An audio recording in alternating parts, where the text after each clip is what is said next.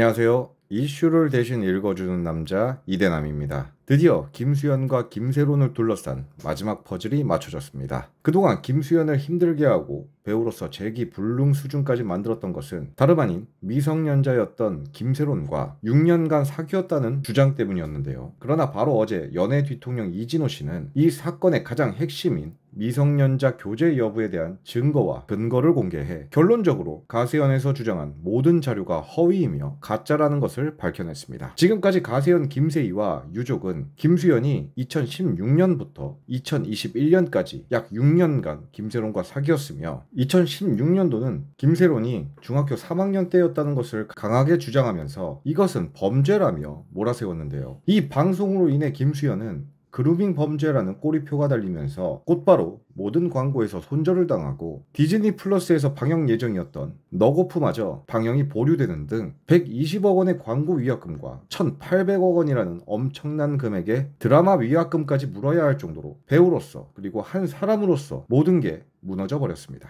하지만 2016년 당시 김수현은 김세론이 아닌 다른 연인과 교제 중이었고 김세론 또한 김수현이 아닌 다른 사람과 연애를 하고 있다는 게 밝혀졌는데 문제가 되던 해당 기간에 김세론이 김수현이 아닌 다른 남성과 데이트를 하는 장면을 이진호 씨가 방송에 공개하면서 김세론이 사실은 다른 남성과 교제 중이었으며 자연스럽게 가세현이 공개한 2016년 카톡의 상대가 김수현이 아닐 가능성이 매우 높아졌습니다. 또한 유족과 김세희가 결정적 증거라고 주장한 닭볶음탕 동영상 역시 김수현 가족들 그리고 소속사 대표까지 같이 있었던 자리라는 것이 확인이 됐는데 평소 김수현은 지인들을 만날 때 자신의 집이나 본집에서 주로 만났다고 합니다. 그리고 이날도 역시 소속사 대표와 김세론 그리고 김수현의 부모님도 있었는데 당시 김세론과 김수현은 같은 소속사였고 회사 식구끼리 집에 초대해서 그저 밥을 같이 먹었던 것을 가세현이 화면을 조작해 마치 단둘이 있는 것처럼 거짓말을 한 것인데요. 추가로 김세론 역시 당시에 김수현이 만나고 있는 사람이 있다는 것을 알고 있었다고 하는데 그 당시 사귀고 있었다는 것은 애초에 말이 안 되는 이야기였습니다. 만약 가세현이 동영상의 원본을 공개해서 저 영상에 단 둘이 있었다는 것을 확실히 증명한다면 당연히 김수현 측이 거짓말을 한 게 확실해지겠지만 애초에 가세현은 방송에 편집이 된 화면을 내보냈고 마치 그 집에 김수현과 김세론이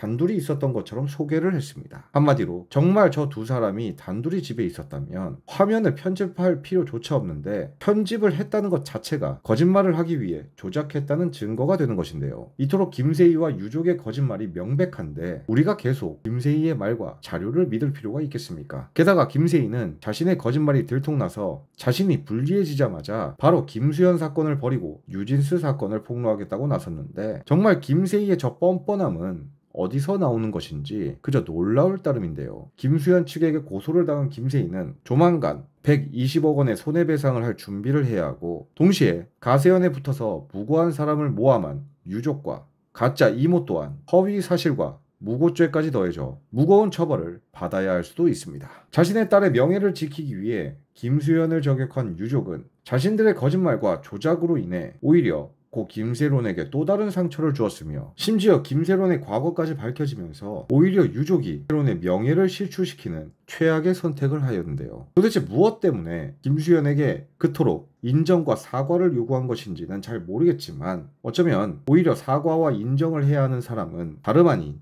유족과 가세현 김세희가 아닐까요? 아무쪼록 유족과 김세희가 앞으로 이어질 120억 소송을 잘 준비하길 바라고 저는 김세희가 감옥을 가는 그날까지 김세희를 잡는데 최선을 다하도록 하겠습니다. 그러니 많은 응원을 부탁드리며 오늘의 영상을 마치겠습니다. 시청해주셔서 감사합니다.